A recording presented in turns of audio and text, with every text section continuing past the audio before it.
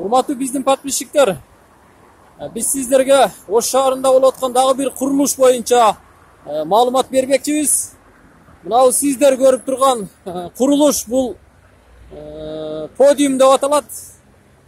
Ош шаарына жаңы курулууда. Өзүңүздөр байкагандай, бир кыла курулуш иштери жүрүп калган. Буюрса, ушул жылы жай мезгилине даяр болот деген маалыматтар бар. Буюрса, бул курулуш аягына чыкса, Ош шаары дагы да болсо өзүнүн көркүнө чыгат.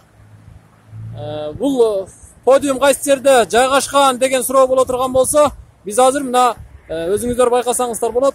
Ош шаарындагы Акбуранын боюндагы Акбура көчөсүнүн боюнда турабыз. Мындайча айтканда, Ош шаарынын Борбордук стадионунун арка тарабы. Тагыраак айтканда, жаңы көпүрөнүн жанында ушундай подиум курулуп жатат.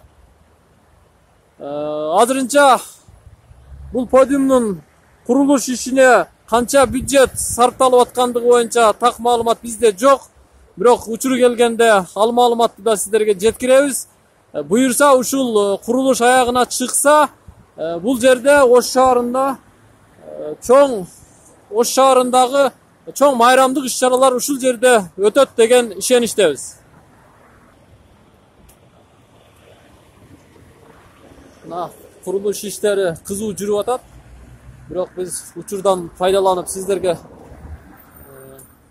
бир аз да болсо тартып жеткиребиз. Азыр күн бүркөлүп жамгыр жаагандыгына байланыштуу бул жерде усталар бир аз эс алып атышат. Курулуш иши буюрса эртең күн ачылса 8 марттан кийин жүрсө керек деп ойлойбуз. Мына өзүңүздөр байкагандай сонун.